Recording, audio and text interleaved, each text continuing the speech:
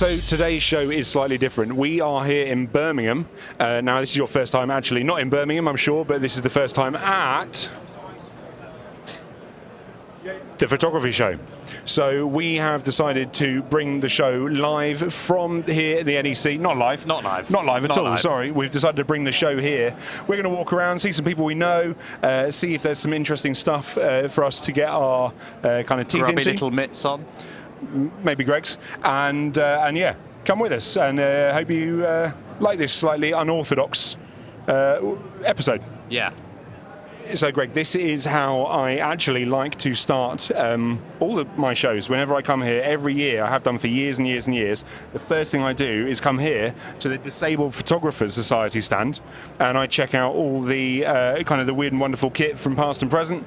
Obviously, they get a lot of donations from people like us, and that's how they obviously raise money for the charity. It's an absolute goldmine. It reminds me of Mr. Cad's in Victoria. It's just full of amazing second-hand stuff. It is, yeah, and I love it. You wouldn't believe the sort of things I've kind of found. I've found portrait brace bags, I've found like grip arms, I've found all sorts over the years. There was a huge large format camera last year, and I was so tempted by it, and then somebody swooped in and stole it, and I've still not forgiven them. I'm so glad you didn't. The last thing you need is more kit. No, yeah, well, quite.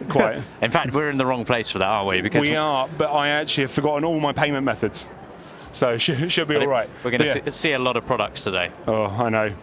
Yes, I know. So we're here with friend of the show, Tim Payton. Good to see you guys. Nice to see you, Tim. See you. Lovely to see you. What was it, episode 84 you were on? I believe it was. It was great. How life has changed for you. No, I'm being recognised in every photography gallery I go into. No, it was great, actually, really good feedback. I did a lot of talks with people. You know, I offered the free talk. Yes, yeah. Yeah, I did probably 25, 30 talks. God, it was great. You must have been cursing us. It was actually all right, actually. I will say that was super generous of you. Thank you very much. Appreciate it. It was a total pleasure. It's, everyone's different. It's He's nice not doing them anymore, but if anyone does need a consultation, Tim's your man. Yeah, Look him up. I'm your man. I might charge you this time. But anyway, we'll see how we go. I think you probably exactly. should. I think Yeah, for sure. Business, yeah. And we'll get our cut. But that's not why you're here. No, I'm here today with RS Photos, which is Alan Shallow's new photography app. Yeah. And I'm meeting and greeting the public and trying to get as many people on the How's app that as going? possible. It's good, actually. Yeah, people have been popping in. A lot of people have already got it because Alan did a talk on Saturday, so a lot of people had the talk, and a lot of people already got it. A lot of people don't know what it is, and I have to get my phone out and explain. But it's kind of nice. Well, for people who don't know what it is, you want to give it kind of a high level? It's a new social media app just for photography. So it's high-res uploads, no visible follower account. I.e. no video. No video. No and reels. No advertising on your feed. Oh. And no follower account. You can't see how many followers anyone got. So you're judged just on your photography. And so it's a nice, quiet space for photography. And I think that's why people like it. Very nice, very nice. So no video, no algorithmic feed? There is a algorithm sort of place where you can go and see highlights and stuff, and it does show up. There's an algorithm of things you interacted with, but it's not as brutal as the one on Instagram. Nice. Yeah, which is, so brutal to the point where I just don't want to be on the app at all. No, well, you see, you're not with this one. If you actually follow someone, you actually see their pictures. Nice. And that's the plan. So, nice. That sounds quite nice. And where can people find it? On the App Store and on Google Play. And that is IRYS. IRYS. It's Android and iOS. So we've made two apps. Very nice, very nice. Double the price. What's been your favourite thing you've seen at the show so far? Well, the creator area is quite. Have you seen the creator area? It's quite funny. No, I have not seen the curator. You can go and dress up. And We're going, Tom. And then have your picture taken. Brilliant. That sounds like an absolute dream. Okay. Yeah, Is this the place with the fake snow? Yeah. Okay. But I've had a good look around all the camera brand stand. I think I need a new camera. I think I might get a Sony. There is a danger of that, isn't there? Yeah. Well, yes. Historically, for me, this show has been relatively dangerous. Kryptonite. Expensive. Yeah, very, very. I'm trying to be on my absolute best behaviour. But listen, Tim, thank you ever so much for taking the time. Appreciate Good to see you guys. Hope you're having a nice day. Lovely to see you. Good to see you in real life. IRL. IRL, which is fantastic. A lot of people think I'm surprisingly short in real life. You're not, you're bloody tall, so it's fantastic. Good to see you. Thanks, guys.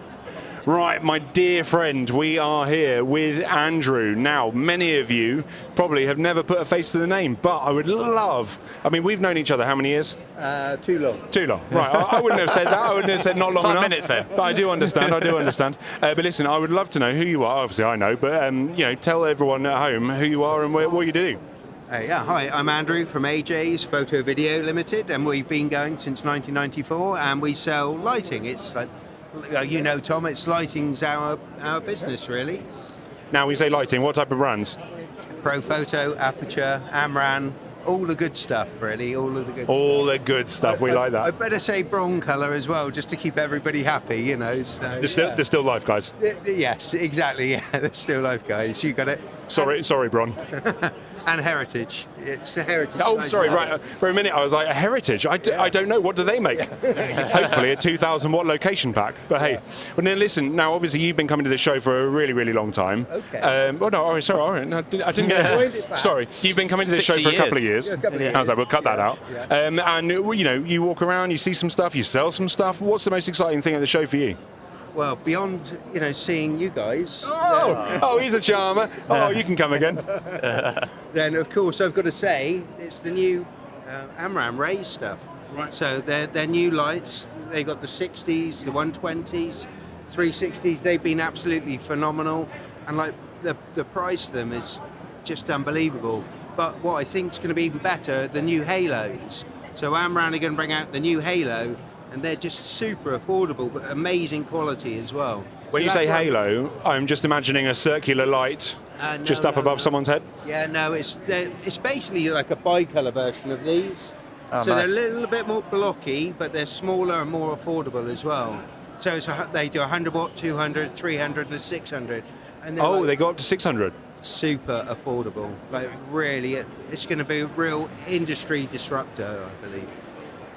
Heard it here first. Yeah, there we go. Right, very interesting, very interesting. And what else have you got? You got the V-flats? So we got the V-flat. Yep, we brought V-flat with us. We've just started to import that since beginning of the year, really. And V-flats are what, foldable reflectors? Foldable reflectors. So white one side, black one side, the other side even. And then they've got like the shadow boards. So we've got these shadow boards that you can put in. And they do the duo boards for product photography. So it's a good range of stuff, really. It's designed to all go together. Just like you see here, we got the cone, we've got the whatever they're called again, shadow boards, the duo boards, the V-flats, the tabletop V-flats. There's like a whole range. So for anybody doing product photography, there's something for everyone, really. Very nice, very nice. Yeah. Now listen, if people want to find you in real life, obviously the office is in Bruton. Obviously not going to come down and see, well, you can actually come down and see you. I came down the other week and it was lovely. Yeah, exactly. Yeah. But where can they find you online? So online, it's www.aj-s. Yeah, .co.uk. Yeah, I think that's it. That sounded confident. Yeah, I know. It is. I've ordered from it. I know. Right. We'll see you in a bit then. All right, Thanks, you Andy. very much. So here at the photography show, we finally found a set for Greg. How are you finding it so far? Nothing. Nothing at all. These Wouldn't. animals are rubbish. Absolutely wouldn't. But they have it's called Creator Playground this year, where apparently there's just lots of little sets where you can apparently feel like you're from the future. Actually quite good. I quite like that. So it's got nice music as well. And then here we are. Here is. Are you ready to be transformed? We're just going to take you to the mountains. Hey, look at that. And now, here we are in the snowy mountains here at Birmingham's photography show. How covered are we? Oh, God, it stopped. What are we even covered in? There we go. I don't know. It was very trusting of us, wasn't it? Right. So yeah, as you can see, there's a lot going on at the show. We have stolen an incredibly expensive tripod to rest the camera on, so we don't have any forced perspective. If you could see this tripod and how Tom set it up, Looks like a drunken giraffe. I am a professional, I do promise. Now, I wanted to talk through some of these bits of kit. Now, I have been using, obviously, a lot of this stuff, and I think 3 of the things in this display are actually in my top 10 bits of kit. Now, they have these vice clamps, which are from Manfrotto. Well, everything we're talking about is from Manfrotto, because obviously we're on the Manfrotto stand. But these vice clamps are genuinely brilliant. So they are my favourite thing. They get us out of a pinch. You can clamp a light onto actually anything. And I hold this. So yeah, of course. So you can do your thing. Oh, you want to do it? Right, yeah. okay, hold my mic. Right, spin it. Hold my mic. Ready? Oh, I didn't do it fast enough. Ready? It's the most satisfying noise in photography, and I absolutely love it. So I've got loads of these vice clamps. I find them super useful. For that. Just for that, yeah. They're actually just my fidget toys. But yeah, so there's these guys, which are brilliant, and then we have the rapid flag kits, which are super useful. We both use these. Did I put you onto them? Sorry, I'm too busy playing with this. No, it's fair enough. Did I put you onto these? I can't remember. It's on it. There You we did. go. We talked about these on the show. We did. Now these are absolutely brilliant. This is obviously got a double net on this one, single net. I actually never know. I don't really tend to use the nets that much. I tend to use the scrims and the flags a bit more. Now these are brilliant. These are folding flags. They're called the rapid flags, and this is one of the large ones. They're a really good little bit of kit. Very lightweight, easy to rig, easy to fold, easy to transport, and not very expensive. So actually, yeah. If you're not using flags yet in your portrait photography, you should be, especially nets. They are a bit of a game changer. They are brilliant. Yeah, they are really fun. So, and then what else have we got in here? There is also these arms. Now, I actually use the Avenger version of these arms. Now, obviously, we all use these arms. They're brilliant. I think this is the 244. This is the 244N, but I use the Avenger version, which has a slightly lower profile. Not seen these ones before. No, that's quite nice. I've not seen that. What is that? There's a double arm 2 section. Oh, the old double arm 2 section. Yeah, it's pretty good. I actually stood in the way of it, which is not that helpful. But yeah, I really like these ones. Super helpful, super strong. I use them all the time to rig stuff into ceilings and on awkward spots, and then team them up with this and a grip arm. Super useful bits of kit. So yeah. And that's for us done at the Manfrotto stand. So we are here on the global distribution stand. Now, I am here with my dear friend Richard, and we have known each other again a very long time. Very long time. Too long? No one can know you for too long. You heard it here first, guys. Greg is very much not in agreement. But listen, for the people who don't know you and what Global is, would you please introduce yourself and what Global does? Yeah, so basically, Global Distribution, we're a specialist distributor of many products, particularly focused within the creative industries, so media and entertainment.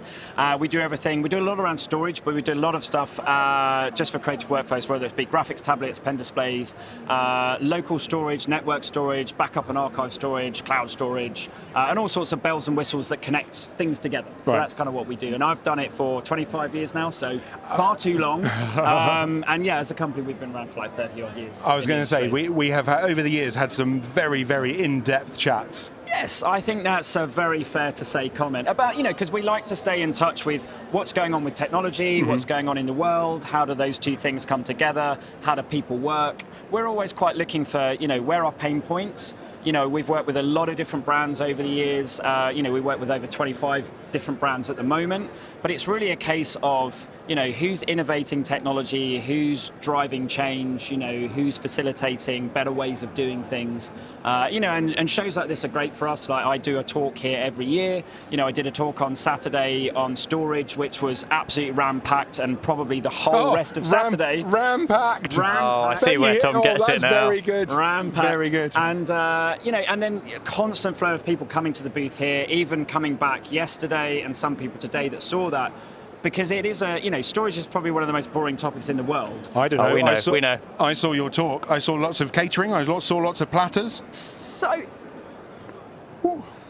but it's one of those things that That's a very, very niche hard drive joke for you there. Exactly, lots of stack of 12 platters, in fact. But it's the case that ultimately in today's world, most people, not everyone, are shooting things digitally, creating digital content, and working with things digitally. Your ones and zeros. There's no tangible asset to go back to. Those old negatives, those film reels, those physical bits that you can go to. So how you store that information is so critical. Right. And so many people just don't understand how storage technology works. Like, how does everyone goes, oh, I use a hard disk drive. And you say, well, do you know how that works? And then when you start explaining it in layman's terms, what it does. Does it put them in a spin? The amount of people, Thank you. how quick's the spin? Whoa. It's 5,400 RPM. Just 7,200. But you see what we've got on over the years. Yeah, exactly. So, it's a really interesting kind of thing that lots of people do come to see us to kind of go, you've kind of put the fear of life into me a little bit, but you've made them actually just think about what are best practices, what are different ways of doing things. Which can only be a good thing. Yeah, because ultimately, if your data's digital and you lose that, it's gone. It's not like you've got a damaged negative that you could try and restore, or you can film scan it and then do some digital restoration. Right. If your ones and zeros are not saved somewhere anymore, or they've got corrupted or infected with ransomware or malware, they are gone. They're gone. Right. They're gone. No, so the show's obviously good for you guys. Yep. Is there anything that you've seen as particularly exciting? I will say, so me and Greg obviously both use the ZenSlabs tablets. Yep. I love them. So you like yours?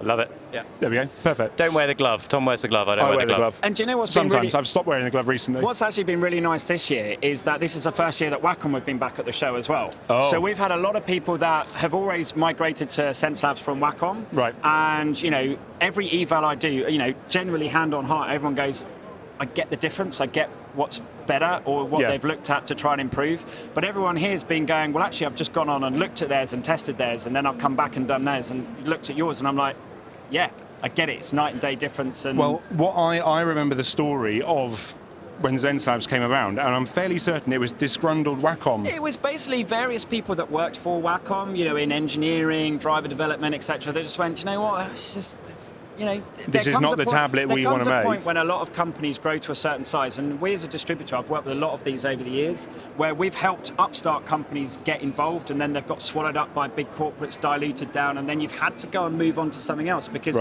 people lose sight of what their core customer base needed from that. So so these things kind of change, and ZenSlabs were born out of a need to, look at ergonomics, look at the pain points of how someone uses a tablet or a quick programmable controller, and what are the things you don't like about a pen display, and start going, how do we make that better? Yeah. And that's really where ZenSlabs were born out of, and then they've kind of grown from there. But still, most people don't know who they are, so it's that Brand awareness, education, and try it out. I'm always just like, look, they've got a great product, we've got a great product. You try it out and see which one you prefer, and you make the decision. That's very much always my point. I'm never going to force someone onto something. Never it's on the hard sell. Exactly. Yeah, it's just try it, because everything that we do from a technology perspective, we're very open about what it does, what it can't do. And then it's a case of, what's right for you, and if it is, then that's the decision you make. So. Nice. Now listen, we had an interesting chat earlier with one of your colleagues. Obviously I know him as Keith, because that's his name. And we were talking about the situation that is going to be facing photographers, but actually everyone who has electronics. Greg is now just filming himself. My arm's about to fall off. Let me take over. How's that? Say, do you want me to utilise my arm? No, you're right. You'll embarrass me at how strong you are. So the trouble is obviously what with everything going on at the minute, there is a big push, I think, maybe to be moving a lot of data globally, as far as moving data away from certain continents. Also, there's obviously a large amount of new data centers that are spinning up, for example, and that's putting a real strain on a lot of the supply chains, to the point where a lot of these companies are changing their focus away from memory like this, and obviously that's going to really affect things for photographers and consumers in general. No, I mean, we've had so many conversations with people at this show where they're coming around looking at what deals we're doing. We represent Angelbird, who are the only European media manufacturer. Yeah. Lovely cards. And they're actually one of the only companies that make their own media. Actually, as with many things in this world, there's OEMs. So there's a whole bunch of people in the Far East or China that make cards and sell it to other people that rebrand it as lots of things. But essentially, you've touched on two things, that there's a big move in the world is, cloud computing, lots of people putting stuff in data centers, that's always growing. That's a huge adopter of hard disk drive technology, flash technology, memory technology, server hardware, etc. Because, a big thing is cloud is not some mystical technology. It's hard disk, it's flash, it's tape. It's just someone else provides it and sells it back to you as a service. It's not different. And at the moment, with the US and Europe and sovereignty and different approaches of, if my data is in an American-owned data center or in an American geo data center, then I don't want that. So in Europe, there's a huge drive to build local data centers to have more European sovereignty. So that suddenly puts a strain on how much hard disk, how much flash, how much server hardware is being bought in Europe. And also that does help on GDPR compliance. Exactly, exactly. And then you've also got that AI situation going on, which is the big elephant in the room. AI? Yeah, people are talking about it. I've not heard of this. But this is the thing, that AI is just such an enormous consumption beast of hard disks, because it's all based on data. Right. AI is as clever as the data that goes into it. Yeah. And, that is swelling at some obscene rate. So, also, AI is being driven by graphics cards, GPUs. GPUs have got lots of RAM, lots of stuff like that. So anything that is NAND flash based, so essentially NAND flash goes in your memory card, NAND flash goes in your SSD, NAND flash goes in other solid state kind of storage, and DRAM. And DRAM is, again, it's a similar sort of flash technology. That's what goes into graphics card CPUs. That's what goes into memory. So even if you wanted to buy a memory card, a memory chip for your PC, you might have bought something that cost you 80 quid back in November. That will now be £380. But it's also not just how expensive it's got. There's only a finite amount of the wafer and the actual kind of, physical silicon that is used for making these. And that's all at saturation point. So there are certain manufacturers that we work with who've just gone, component costs are swelling so high, but availability of them is so poor, and the ultimate end user price that someone's going to have to pay, no one's actually going to spend that. They're not going to commit to buying a SSD at that price. So we're just going to pause manufacturing. So they're not even making it for you to be able to go out and buy it, even if you wanted it. Interesting. Right, okay. Yes, because I guess at this point, what's the point? It's not even law of diminishing returns. returns. It, because they go, great, we could make this, 2 terabyte SSD. But if I said to you, Tom, if you want a new USB for, SSD, but you're going to pay 1,500 quid for it, you're going to go, well, I used to pay 300 quid for it, 250 quid for it. I can't justify that. Right. So that's really where, that's one issue. And it's the same with memory cards. Memory cards are getting more and more expensive for cameras. So part of the conversation to people now is a little bit about, look at your workflow. How do you work?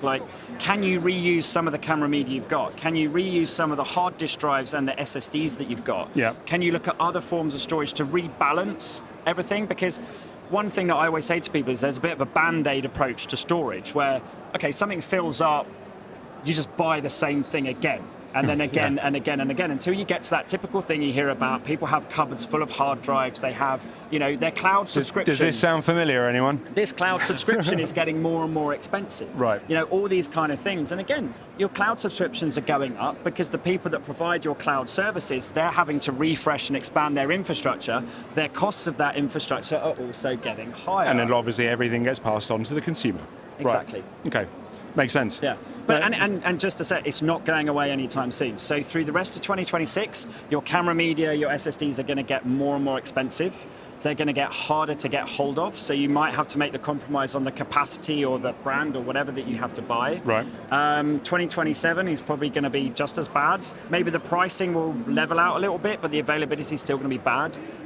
And this is impacting hard disk drives as well. Because flash is less available, more people are buying hard disk drives. Hard disk drives are being manufactured at capacity, so we've just seen a jump of about 30% in the cost of hard disk drives. And again, you might go, I want a 10 terabyte drive. There are no 10 terabytes. So you need to go and buy a 16 terabyte instead. Right. And the longer that you dilly-dally around what you're going to get, by the time you've then made the decision, you'll probably just find that what you've now decided on is not available. Right. So it's kind of things are shipping, they're just getting snapped up? Yeah, they're just getting snapped up. I mean, a lot of people are being asked, from our side, we're asked to give 1 yearly, we're ordering a year ahead of what we want. But in an industry that's creative driven, where you can't necessarily predict trends and plan for things, even as a photographer or a videographer, you don't know exactly what the next 6 months look like. So you're buying when you need it, but the people supplying you are having to forecast what you might want when you want it to see if they've got it available. So it is a real there's a word that I probably won't say on camera, but it is just, it's crazy. Does it begin with cluster? Yeah, exactly, and it's a big round ball of that. Right. It's not going away anytime soon. But it's been interesting actually how many people at this show have kind of been slightly aware of this, but don't really understand the longevity of it or the reasoning behind it. Lots of people just go, "Oh, it's AI," but it's not just AI. It is, data centers and sovereignty and GDPR and all this kind of stuff as well. No, it's absolutely fascinating. So listen, don't sleep on it. If you need something, probably get it. Yeah, I mean, that's it. That's really good advice because it is, I mean, we do a lot in like the high-end post-production market, as you know, and there are people that project life cycles, it takes a long time to get it signed off. Then you get it signed off and you go, right, this is the spec we've decided on. It's got more expensive, but actually, do you know what? Unless you want to wait 3 months, you can't get this now because the availability of the components is not there. So now if you adjust the spec a little bit this way, you can get it now, but now you've got to go back and get it rebudgeted and approved and all that kind of stuff. Probably not the best time to be buying a camera with a massive new, sensor and more megapixels either, is it? No, probably not. Just use the upscale. I think it'll be fine. Use a bit of AI. Tell you what, though, if somebody moved to LTO tape, that was a good idea, wasn't it? It was. LTO tape is a good idea, and to be honest, we've actually, after my talk this year, the number of professionals that came over, be it wedding photographers, corporate videographers, etc., that went, do you know what? I totally get it, because actually I've got enough storage at the moment for what I work with at any one time, but I need to keep this content. But I don't need to work with it. I just need to write it off, preserve it, keep it somewhere so I can go back to it. Yeah. And there's a cost buy-in point of what an LTO drive, like a tape deck, is going to cost me. Sure. But actually, the cost of the media, if I said, if you want to go out and buy a 12 terabyte hard drive now, it's going to cost you hundreds of pounds. Some of the show deals and stuff, you're talking like £400 or something for a USB connected an 18 terabyte tape is what, 90 quid at the minute? Not even that. Yeah. 70, 80 quid. A 12 terabyte tape, you're talking £50. But you need a tape drive to be able to read and write to it. And that's where the initial investment is. But if you're someone that actually has, 50 terabytes of data or 100 terabytes of data, you want to write multiple copies to do best practice, have them stored in different locations, have that shelf life. The error correction reliability on an LTO tape is 10,000 times better than a hard disk drive. Right. It's 1,000 times better than a flash drive. So the reliability of it is good, and also it's not consuming any energy. If you had a QNAP or a Synology box or another mouse turned on all the time, that's consuming power. Everyone in the UK knows we pay the highest electricity price in Europe. So if you can have things turned off and use something that's not consuming power, it's only a good and thing. Preserving your data, it's there. So, also the talk and these kind of conversations open up, and I know we've spoken about this before, that have you had that conversation with the person you've done the job with of, do I need to keep this? Am I responsible for keeping this? Who's paying for me to keep this? There's always a bit of an assumption sometimes where people go, well, I keep this data for my client. And it's like, well, have you agreed with them that you're going to do that? Are they expecting you to do that? Right. Are you presuming that you should be doing it? I had an email just today from a client from a film shoot we did probably over a decade ago that said, do you have the raw of this? Yeah. I'm like... And you go, sure. Maybe. And it's like, did we have a contract or an agreement that said I would keep that raw? Right. Well, that's the thing. And it's kind of introducing that conversation to have with people now to say, well, look, talk to your clients about it. Not just I'm going to shoot your wedding or I'm going to shoot your corporate event and I'll do all the posts and do all the deliverables we've agreed on. But once that's done, am I just going to delete this in 28 days and that's it? Am I going to give you a copy and then you're completely responsible? Or do you know what? Do you want to pay me a little bit of money? Do you want to pay me £250 and I'll retain an LTO copy and that helps me profit from that and pay off the cost of buying the tape drive and things. And, it's kind of opening up those other revenue streams for content creators, videographers, photographers to say, look, is there another revenue stream I can get involved with? But I can say, I'm going to have a proper digital archive copy. Yeah, I definitely think it's an optional extra that's worth people considering, putting on an invoice and seeing like this is, if you want us to keep this in the archive for 10 years, there's a cost to it. Yeah. And some people will say, no, I don't want to pay you for that. And it's fine. And then you go, great, I don't need to worry about that. Yeah. But I'm just going to tell you in 3 months or a month or whatever, I may just delete all your data. But that's off your plate because you've done your you've done your due diligence. Exactly. You've had that conversation. So No, amazing. Well, listen, Richard, thank you ever so much. Appreciate it. Always a pleasure, sir. Thank you very much. Cheers. Right, we are now over here on a empty photo live stage, and this is basically the only time it has been empty all day. We are with the show's dear friend, Raphael. Raphael, how are you? I'm okay. It's really nice to see you at the photography show. Well, obviously it's lovely to see you. How, well, for anyone who doesn't know you or who hasn't listened to your episode, do you want to just basically tell the lovely folk at home who you are and what do you do? Yeah, I'm Raphael. I'm the CEO of Capture One for the last 5 years. So yes, I was responsible for the removal of the output tab. And more importantly, the reinstigation of it. Indeed. Thanks to Tom and Greg. Specifically us. You heard it here first. I'll take that credit. Now listen, obviously you guys as Capture One are sponsoring the Photo Live show. Stage even, not show. And this is basically, I think, the biggest stage, right? Definitely one of the biggest, yes. And why is it important for you guys to be sponsoring this? Well, for a couple of reasons. The first one is we get to speak to hundreds of photographers in one single place, and it's really fantastic to hear about the work that they're doing and how Capture One can help. But also, very importantly, this is an industry that is in motion. A lot is changing in photography, and this is a really precious moment for us to share what we're learning and share what's the latest on Capture One with all of the photographers that come to the stage. Very nice. And obviously, Tuesday, 10:30, you guys hired the best looking photographer, I think. And when he couldn't do it, I had to step up. Yeah, we hired you for your looks, Tom, definitely. Thank you so much for joining the Capture One team here at the NEC. No, honestly, it's my pleasure. And obviously, I've been coming to this show for years and years and years. So it's always nice to be on stage here. It's always a good vibe, and the crowd's always quite fun. Yeah, we're super grateful to you for coming with us here. Oh, bless you. Well, listen, friend of the show, friend of ours forever in our hearts. Oh, hang on, you're not... Do you say that when people have passed? I've no idea. I've got no idea. Is there anything you've seen at the show that you... if you've had a chance to go around today at all, have you seen anything that's excited you? Well, so firstly, how well attended it has been today. So the crowds have been really, really massive. It's been huge numbers of people, and every single stand there's been 5 or 6 people in there, which is I go to a lot of these conferences and shows, and that has felt great to the energy and the vibe.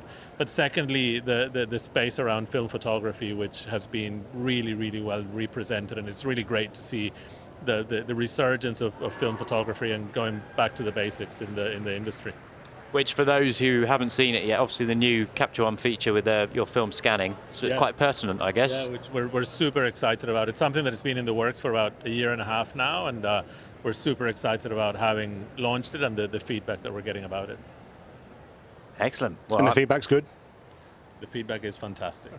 I knew it would be. Well, listen, Raphael, thank you so much for taking time. Really appreciate it.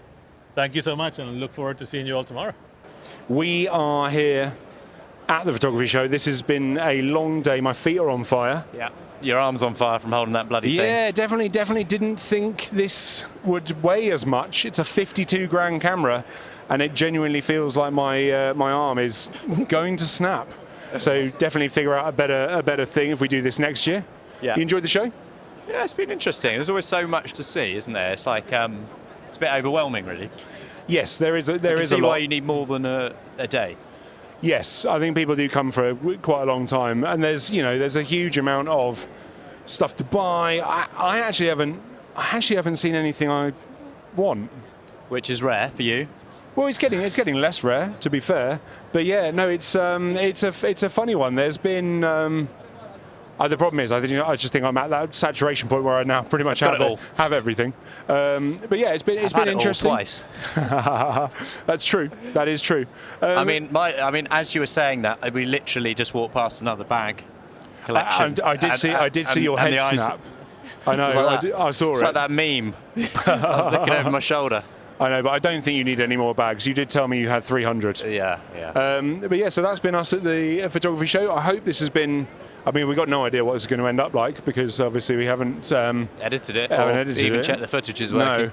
But yeah, fingers crossed. But yeah, let us know what you think. Hopefully that's been relatively interesting. And we've had a nice day, haven't we? Yeah. It's very odd, actually, to see this guy because normally... obviously it's just on screens and this is the year of in real life stuff. Yes. So yeah, it's nice to see you. Next time I'll wear platform shoes. Next time I'll chop half my legs off. And anyway, on that note, we'll catch you on the next one. Bye.